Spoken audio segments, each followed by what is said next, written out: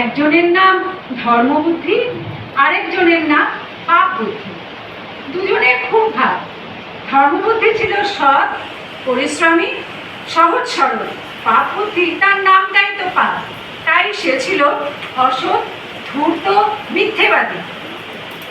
একদিন পাপ বুদ্ধি মনে মনে ঠিক করলো যে ধর্মবুদ্ধিকে নিয়ে একসঙ্গে শহরে গিয়ে ব্যবসা করে অনেক টাকা পয়সা জমিয়ে আবার সে গ্রামে ফিরে আসবে। যেমন ভাবা তেমন কাজ। সেই মতন তারা গেল, পাপ বুদ্ধি গেল ধর্মবুদ্ধি। ধর্মবুদ্ধি ভাই, ও ধর্মবুদ্ধি ভাই, বাড়ি আছো? বলো বলো, কি করবে? তোমার কাছে প্রস্তাব নিয়ে বলো। আচ্ছা ধরো আমরা কি শহরে গিয়ে একটু ব্যবসা করি, কিছু টাকা পয়সা উপার্জন করে নিয়ে আসবো, তাহলে কেমন হয়? কথাটা তুমি মন্দ করে আমি বলবো, এই হয় শহরে গিয়ে কিছু রোজগার করে আবার তো আমি গ্রামে ফিরে আসি, দিলেই হয়। তাহলে কালকেই চলো না? কালকেই? ঠিক আছে চলো, আমি সকাল সকাল তৈরি থাকবো। ঠিক আছে, কাল কাল সকালে তুমি আমায় দেখো একদম। তাহলে আজ বলবো হ্যাঁ দেখছি। পরের দিন দুজনে মিলে গরুর গাড়ি চড়ে চলল কাছের এক শহরে। ব্যবসা, তাদের উদ্দেশ্য ব্যবসা করে অনেক টাকা পয়সা জোগাড় করা।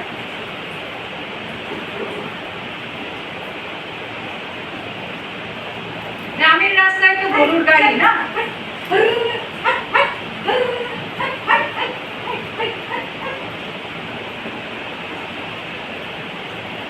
বেশ কয়েক মাস শহরে থেকে ভালো ব্যবসা করে বেশ কিছু টাকা পয়সা জমিয়ে এবার তাদের বাড়ি ফিরে আসা।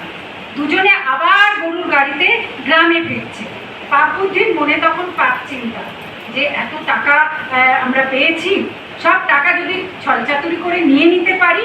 তো তারা ফিরতে ফিরতে এক বড় ঝাঁকড়া গাছের সামনে এসে পাপ বুদ্ধি বলল, আরে দাঁড়াও দাঁড়াও ভাই, দাঁড়াও। কি হয়েছে বন্ধু, কি হয়েছে?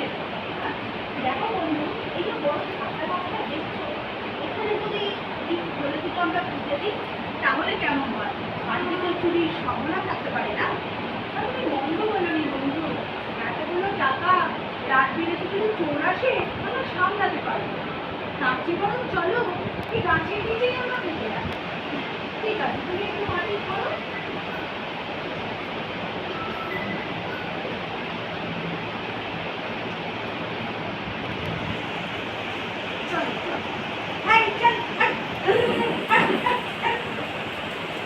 এই বলে দুজনে মাটিতে গর্ত করে টাকার থলিগুলো সেখানে মাটি চাপা দিয়ে গরুর গাড়িতে চেপে আবার বাড়ি যায়।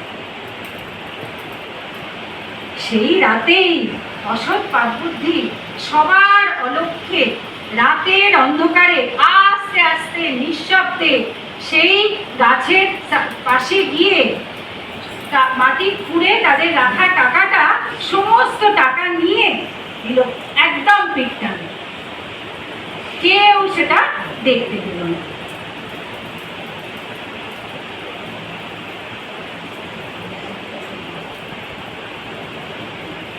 তার দুদিন পরে পাপ বুদ্ধি গেল ধর্মবুদ্ধির বাড়ি।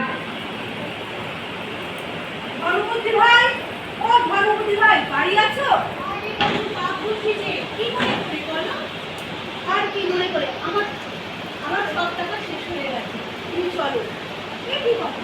এই তো সেদিন আমরা এতগুলো টাকা নিয়ে এলাম, এর মধ্যে তোমার সব টাকা শেষ হয়ে গেল? হ্যাঁ ভাই, আমার সব টাকা শেষ হয়ে গেছে। তুমি চলো না, টাকাটা নিয়ে আসো। কি আর করা যাবে? তোমার যখন এতই টাকার প্রয়োজন, তাহলে চলো। হ্যাঁ হ্যাঁ চলো চলো, তাড়াতাড়ি চলো চলো।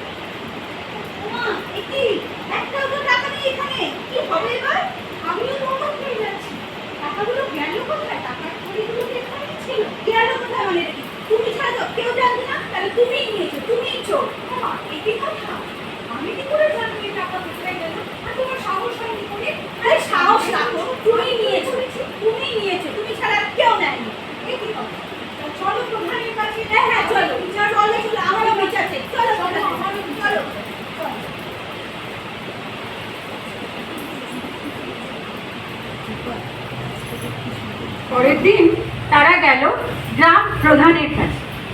গ্রাম প্রধানের কাছে বিচারের আসে।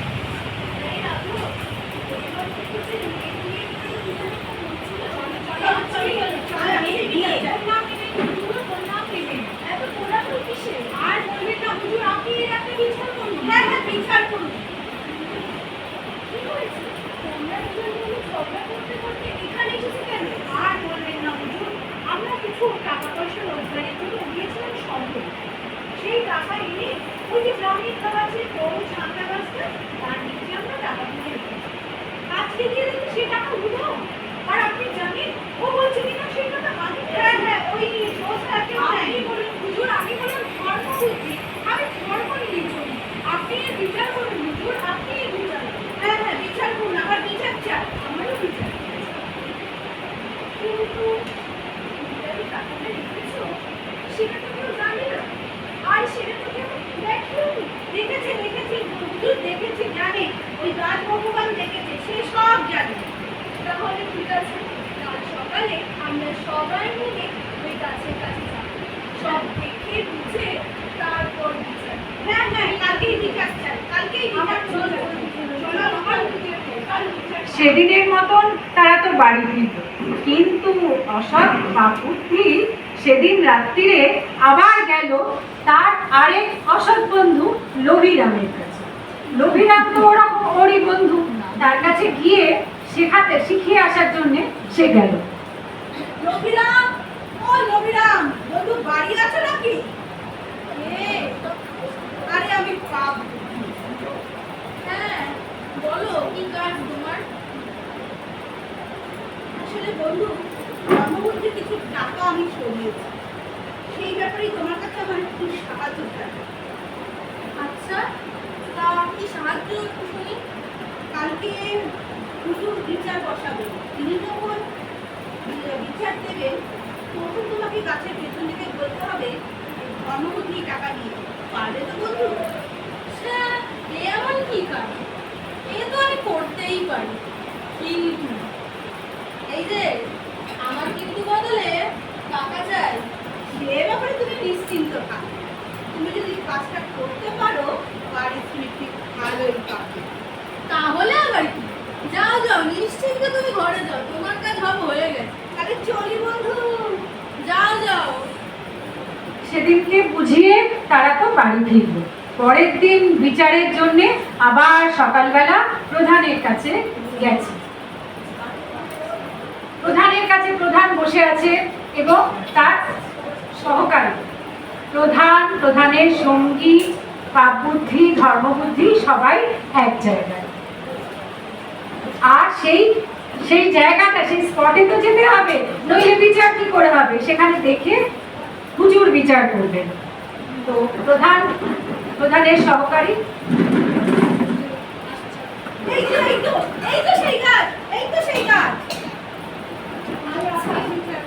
তাহলে আমরা সেই জায়গায় এসে গেছি। এবার এই গাছকে জিজ্ঞাসা করা হবে টাকা কে চুরি করে। হ্যাঁ হ্যাঁ, জিজ্ঞেস করুন। আচ্ছা বলো তো গাছ, টাকা কে নিয়েছে? ধর্মবুদ্ধি নিয়েছে। ঠিক আছে হুজুর, আমি বলেছিলাম না ধর্মবুদ্ধি নিয়েছে, এবার আপনি বিচার করুন। এইরকম যখন পরিস্থিতি, যখন কোলাহল হচ্ছে, ওরা হচ্ছে, তখন ধর্মবুদ্ধি কয়েকটা শুকনো গাছের পাতা নিয়ে গাছের গোড়ায় আগুন জ্বালিয়ে দিল।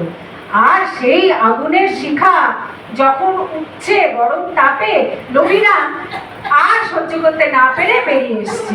দেখুন, এই অসৎ লোকটি গাছের পেছনে লুকিয়েছিল। হুজুর, আপনি এর বিচার